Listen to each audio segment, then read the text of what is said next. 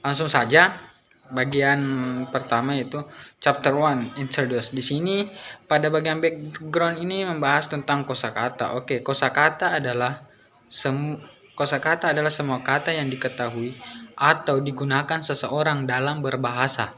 Tanpa kosakata seseorang tidak akan berbahasa. Oke. Kemudian kosakata adalah hal yang penting dalam keterampilan produktif dan reseptif yang terdiri dari mendengarkan, berbicara, membaca, dan menulis. Oke, langsung saja. Kemudian banyak siswa yang menemukan kesulitan dalam menguasai kosakata, yaitu seperti mereka tidak dapat memahami pesan teks. Hal ini karena kurang kosakata bahwa mereka tahu atau penguasaan. Masalah ini biasa dihadapi oleh para siswa, terutama bagi siswa SMA atau SMP. Yang paling SMP. Selanjutnya, dalam mengajar bahasa Inggris ada begitu banyak masalah yang dihadapi yang dapat mempengaruhi terhadap kemampuan siswa, terutama terhadap penguasaan kosakata siswa. Permasalahan tersebut dapat mempengaruhi peningkatan kosakata siswa sehingga relatif penguasaan kosakata siswa masih rendah. Oke.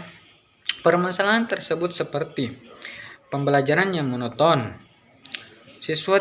Kemudian kedua, siswa tidak antusias dalam pembelajaran. Kemudian kurang umpan balik antara guru dan siswa. Maksudnya guru dan siswa ini kurang dalam berkomunikasi antara umpan balik. Terkadang guru bertanya tidak ada yang menjawab, atau disuruh bertanya tidak ada, antara itulah, seperti itulah. Kemudian melaksanakan proses mengajar tetap menekankan pada kegiatan guru atau berpusat pada guru. Hanya berpusat pada guru, tetapinya siswa tidak. Oke, berdasarkan fakta tersebut, guru harus membuat rencana pembelajaran dalam membuat aktivitas ruangan agar dapat lebih membantu antusias siswa dalam belajar mengajar. Biasanya pembelajaran kooperatif kemudian biasanya pembelajaran yang digunakan itu yaitu pembelajaran tipe Teams Games Tournament atau TGT atau TGT. Oke. Teams Games Tournament adalah metode kerjasama pembelajaran yang disibukkan. Teams Games Tournament lebih menekankan pada aktivitas siswa dengan grup lainnya, sehingga siapapun menuntut untuk menjadi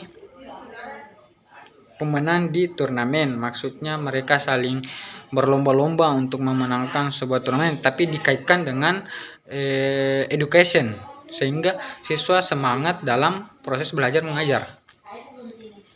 Selanjutnya kita beralih ke bagian B, research question. Oke, research question ini berdasarkan latar belakang yang ada di atas atau introduce yang ada di atas, kita dapat mengidentifikasi masalah seperti 1. Bagaimana penerapan TGT terhadap penguasaan kosakata siswa. Apakah TGT ini efektif untuk penguasaan kosakata? Kemudian kita lanjut bagian C, definition of term. Oke. Pertama, cara efektif mempengaruhi, mampu membawa hasil yang dihadiri. Dengan demikian, efektivitas di sini berarti mampu menghasilkan hasil yang diinginkan. Misalkan kita ingin mencapai A, kita akan tetap berusaha untuk mencapai A itu. Kemudian pembelajaran kooperatif adalah solusi ideal untuk masalah memberikan siswa dari kelompok etnis yang berbeda kesempatan untuk tidak ada interaksi kooperatif yang dangkal. Artinya pembelajaran kooperatif ini memberi kesempatan kepada siswa untuk bekerja sama dalam proses pembelajaran, dan siswa tidak dapat membedakan satu sama lain karena terkadang seseorang membedakan, oh, saya tidak ingin dengan dia karena dia seperti ini, seperti itu. Salah satu contohnya.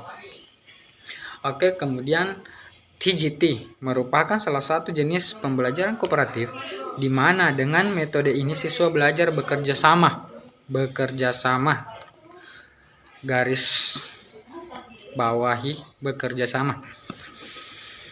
Kosakata adalah semua kata yang diketahui dan digunakan oleh orang tertentu.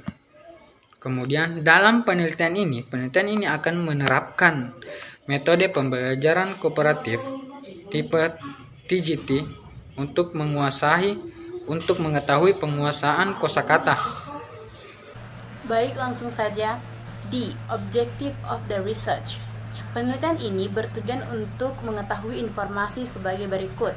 The first one is untuk mengetahui penerapan pembelajaran Teams Games Tournament terhadap penguasaan kosakata siswa pada siswa kelas 8 MTS Irsyadus Salam Cakewara.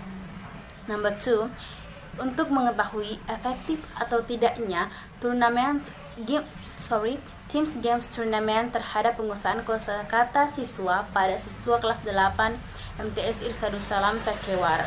Selanjutnya yaitu bagian E, Significance of the Research. Tujuan dari penelitian ini bermaksud untuk the first one is guru.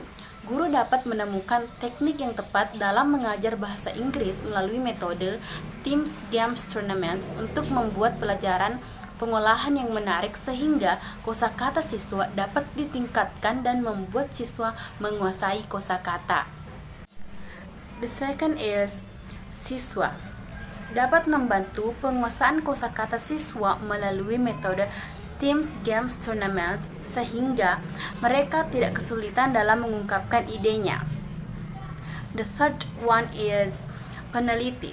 Peneliti dapat memperoleh manfaat dan pengalaman dalam mengembangkan pengetahuannya tentang pembelajaran bahasa Inggris dengan menggunakan model cooperative learning types Teams Games Tournament dan bisa juga dijadikan sebagai referensi. Baik, selanjutnya yaitu F, Previous Findings. Miftahul Fajri, implementasi model pembelajaran Team Game Tournament or TGT untuk meningkatkan hasil belajar kewirausahaan siswa. Hasil dari penelitian ini menunjukkan bahwa siswa antusias dan berpartisipasi aktif dalam pembelajaran model pembelajaran TGT, serta peningkatan hasil belajar siswa berdasarkan KKM. Terjadi peningkatan nilai rata-rata kelas setelah tindakan siklus 1 sebesar 24,95% dari 52,34 menjadi 62,6.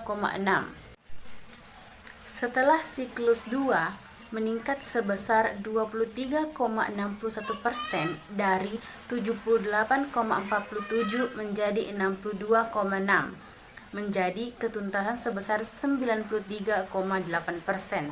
Uraian di atas menunjukkan sebesar 24,95% dari 52,34 menjadi 62,6. Setelah siklus 2 meningkat sebesar 23,61% dari 78,47 menjadi 62,6, menjadi ketuntasan sebesar 93,8%.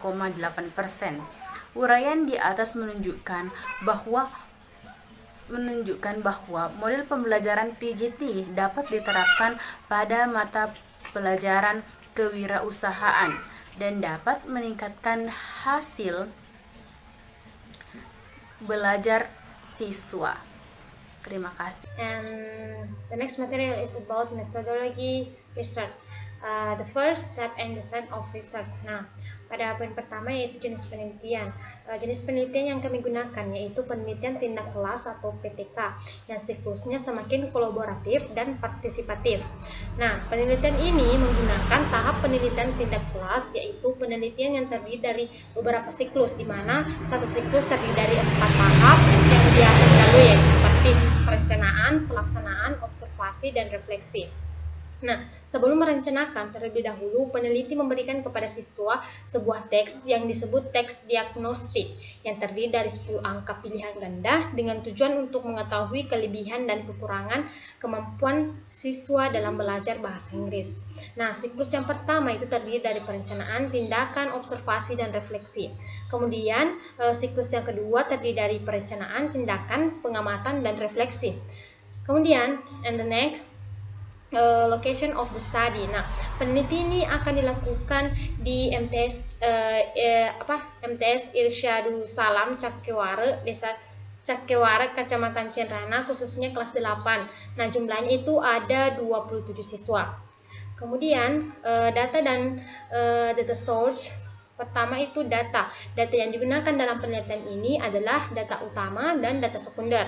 Kemudian sumber datanya itu dalam penelitian ini adalah subjek dari mana data itu diperoleh. Sumber data adalah penelitian ini terdiri dari beberapa subjek, yaitu siswa, peneliti atau guru atau rekan kerja. Kemudian instrumen yang digunakan dalam penelitian ini adalah uji pedoman dan observasi. Kemudian data collection technique. Nah, teknik pengumpulan data dalam penelitian ini dilakukan dengan observasi dan wawancara. Kedua teknik tersebut ada penjelasannya di paper kami.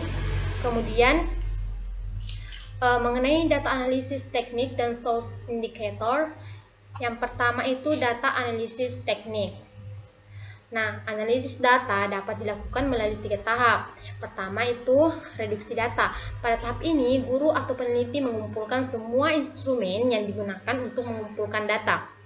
Kemudian yang kedua, menghitung jawaban ujian siswa yang benar. Selanjutnya, mendeskripsikan data yang telah terkumpul sehingga data yang telah tersusun menjadi bermakna. Dan terakhir, membuat kesimpulan berdasarkan deskripsi data. Nah, the success indicator. Indikator keberhasilan dalam penelitian tindak kelas ini meliputi indikator proses dan hasil dalam penerapan pembelajaran kooperatif type team game tournament. Pertama, dari aspek proses pembelajaran dapat dilihat dari tingkat capaian pelaksanaan pembelajaran yang ditandai dengan keberhasilan aktivitas guru dalam mendeskripsikan langkah-langkah model pembelajaran kooperatif time games team tournament dengan kriteria keberhasilan 70% bisa dikatakan baik. Begitu pula siswa dikatakan berhasil bila mencapai 70%. Kemudian yang kedua, dari aspek hasil belajar, indikator keberhasilan ditunjukkan dengan perolehan skor. Pembelajaran berhasil jika 70% siswa mencapai kriteria ketuntasan minimal KKM atau yang telah diterapkan oleh sekolah untuk mata pelajaran bahasa Inggris. Kriteria yang digunakan untuk menentukan kualifikasi tingkat keberhasilan pencapaian proses mengajar guru dan hasil belajar bahasa Inggris siswa adalah dengan mengacu pada kriteria standar seperti misalnya kriteria of success and learning outcomes. Nah, di sini dalam percentage level of mastery 80-100% itu qualification-nya itu very good, and 70-79% itu qualification-nya good, 56-69% very good, 40-55% fairly, and 40% itu poor. Nah, mungkin itu saja yang bisa saya jelaskan. Untuk materi selanjutnya akan dijelaskan oleh Saudari Mastura. Terima kasih.